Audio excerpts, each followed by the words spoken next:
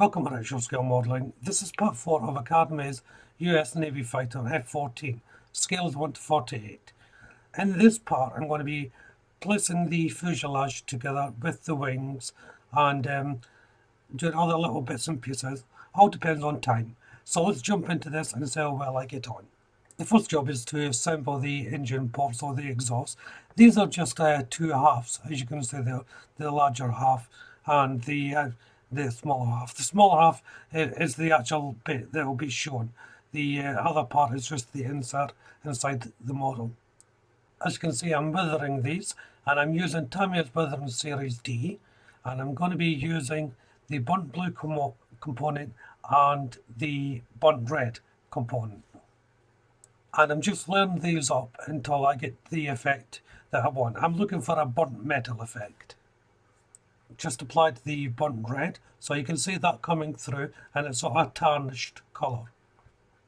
This is the burnt blue, and this is just overlaying on the burnt red, and not putting as much on. And when I'm putting it on, I'm pressing the brush down firmer at the beginning and tapering it up as I go along. So that's going to give the look of a deep colour tapering off to a light colour as it goes down the system.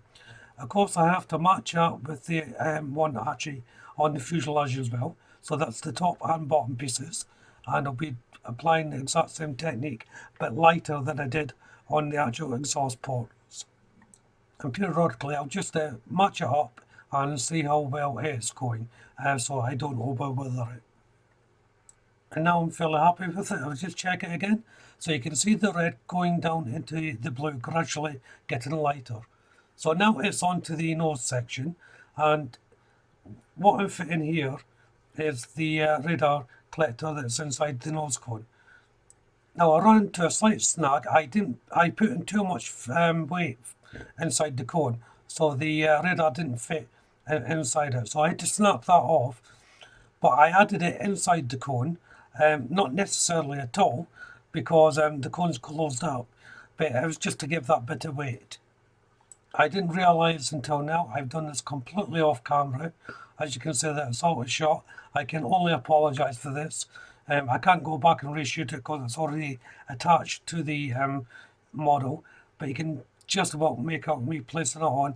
I did use a little bit of filler around the seam as well, but obviously it's like this and you're not going to see it.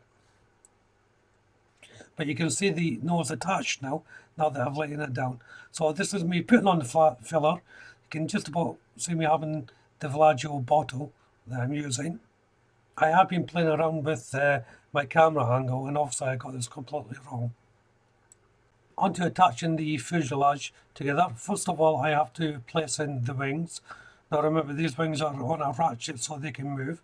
The little pins I'm pointing out there, these are the location points that sit on it. It's important not to glue these if you want movement on your wing. They're fairly simple to put in, but a little bit tight on this particular model, but you want them tight, you don't want them too loose. Once they're in, just make sure it's all lined up, and then you can gently just push them and pull them to make sure the wings are opening up. Next to go on are the little wing stabilizers. I think these are for when the plane goes supersonic. These come out as the wings are swept back. You don't have to glue these in position either. You can have these as a free movement. I'm going to have mine permanently out, but you don't have to do that. You can have them free moving, as I said. So once they're in, I can put the fuselage together. Now I've carefully cemented the areas that need a cement. The wings are that tight, they won't fall off if I have this upside down like you just saw there. And it fits really well, this plane. It is tricky to fit together in one go, so make sure you've got plenty of clamps on standby, ready for it. It's just the nature, the shape of it, and how it's designed. I think it's designed beautifully. It just takes a little bit more time than normal to bond the two halves together, so just be aware of that.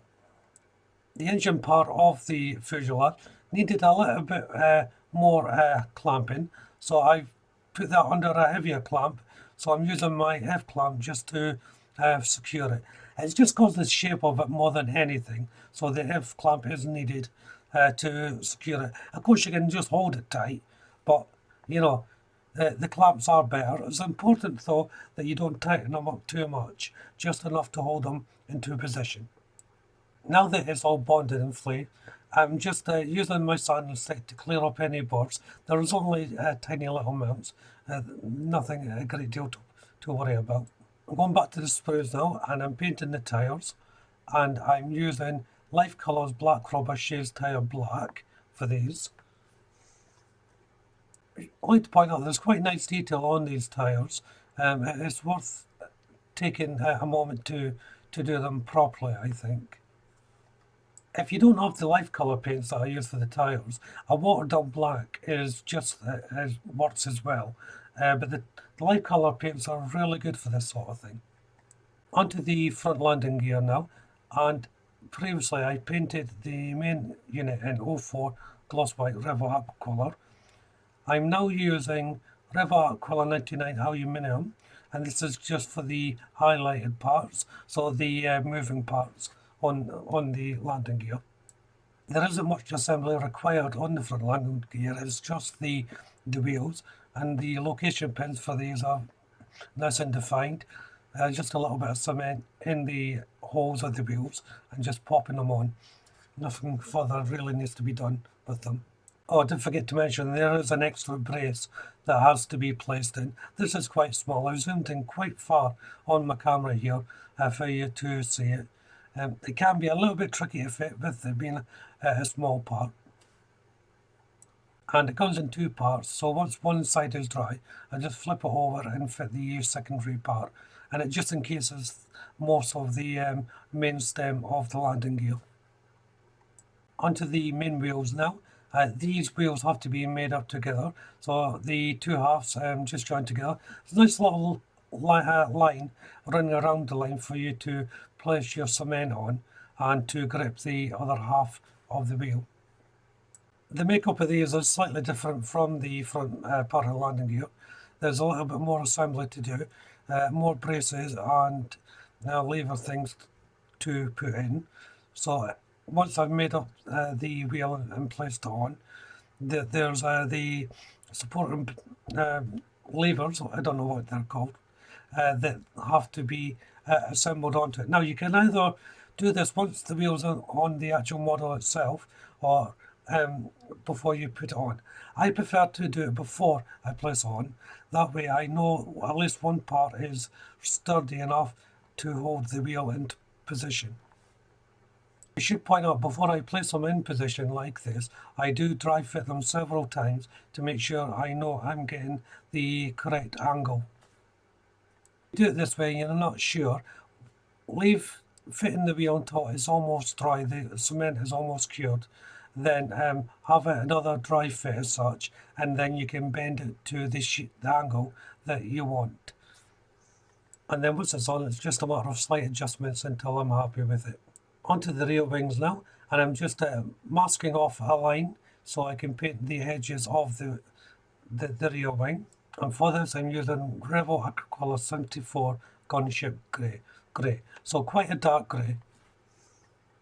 And now that everything's dry, I can place these on. These just simply pushed on with no hassle whatsoever. You may need something to prop them up if you don't want to sit there for a few minutes and hold them. I did. I used one of the paint pots just to hold it in position, but it's not really that necessary. And this is where I'll leave part 4. So if you haven't done so already, why don't you check out the channel for my other builds? If you subscribe to the channel, hit that notification bell. That way you'll be kept up to date not only with this build, but all my future builds as well, of course. Don't forget to hit that like button and please leave a comment. But for now, thank you all very much for watching. Bye bye.